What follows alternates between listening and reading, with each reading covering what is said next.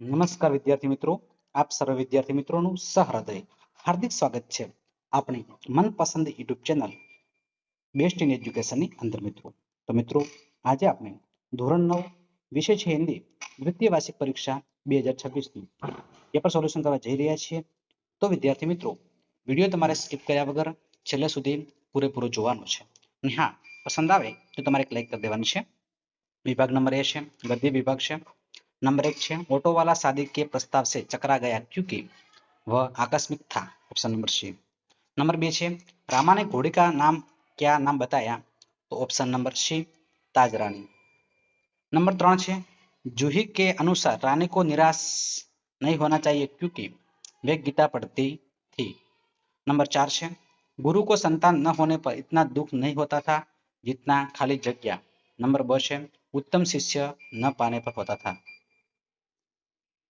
Number 5 है शुभ घड़ी में जो मरा सीधा खाली जगह जाएगा. ऑप्शन नंबर એની અંદર બીજા નંબરનો સ્વર્ગ આવશે. નંબર 6 છે રામકૃષ્ણ પરમહંસ વર્ષો तक योग्य खाली जगह खोदते रहे. શું આવશે? शिष्य આવશે. नंबर 7 છે शास्त्रों ने राजा को क्या बताया. तो ईश्वर का रूप बताया. नंबर 8 છે महंत ने गोवर्धन को क्या सलाह दी थी. उस नगर में न रहने की सलाह दी. और शेर की टके शेर भाजा और टके शेर ખાજા. એના પછી મિત્રો બીજા પ્રશ્નો તમારે જોઈ લેવાના મિત્રો. पद्य विभाग से विभाग नंबर 20 है 11 मुझसे मनुष्य जो होता है खाली जगह का भार न ढोते हैं. ऑप्शन नंबर से कंचन આવશે. नंबर 12 છે बिगड़ी हुई बात ऐसी है जैसे खाली जगह. ऑप्शन नंबर से कटा हुआ दूध. नंबर 13 છે रहीम मरा हुआ मानते हैं.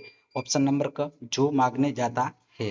ऑप्शन नंबर 14 आज बमों के रूप में खाली जगह आकाश से आग से गोले बरस रहे हैं. नंबर 15 છે मनुष्य को संसार की खाली जगह दूर करने के लिए बुद्धि दी गई. तो जड़ता आवश्य. नंबर 16 संसार में श्री राम को खाली जगह नाम से जानता है. तो पतित पावन. नंबर 17 છે धन संपत्ति किस लिए है. तो परोपकार लिए है. नंबर 18 છે भगवान ने हट करके किसका उद्धार किया. तो पक्षी मृग व्याध पाषाण वृक्ष और पवन का. એના પછી મિત્રો બીજા પ્રશ્નો તમારે જોઈ લેવાના છે. એના પછી મિત્રો વ્યાકરણ વિભાગ છે मुहावरे के उचित मेल वाले विकल्प का कंचन चयन कीजिए. तो मित्रों नाम कमाना प्रसिद्ध पाना. 22 नंबर से होना कहावत के सही विकल्प का चयन कीजिए. नंबर 22 છે होनहार विखान के होते किसके सीखने के पात. सी ऑप्शन आवश्य योग्य व्यक्ति के लक्षण बचपन से प्रकट होने लगते हैं. होनहार विखान के होते सीखने पात योग्य व्यक्ति के लक्षण बचपन से प्रकट होने. तुम्हारे स्कूल कहाँ है शुद्ध वाक्य बताए. आपका स्कूल कहाँ है. निम्नलिखित शब्द का विरोधी शब्द लिखिए. नंबर 24 છે અંગાર છે તો ઉલા છે. पर्यायवाची शब्द लिखिए तो धनुष છે તો દાનવ છે. नंबर 26 છે ઘોડા का आवाज तो अस्तबल છે. बराबर છે. निम्नलिखित शब्द का उपसर्ग कीजिए. परिश्रम परिवत्ता श्रम. निम्नलिखित वाक्य में से भाववाचक संज्ञा पहचान कर लिखो. माँ बाप को बचपन में ही गुजर गए बचपन आवश्यक. कुर्तुवाचक संज्ञा पहचान कर लिखो.